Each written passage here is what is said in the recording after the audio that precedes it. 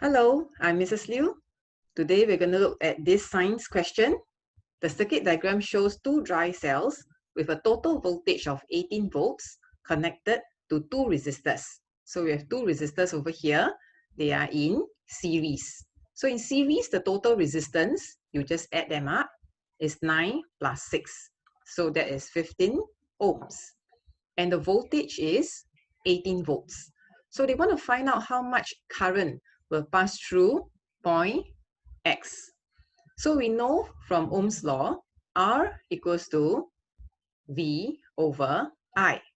So if you cross multiply, R times I is equals to V.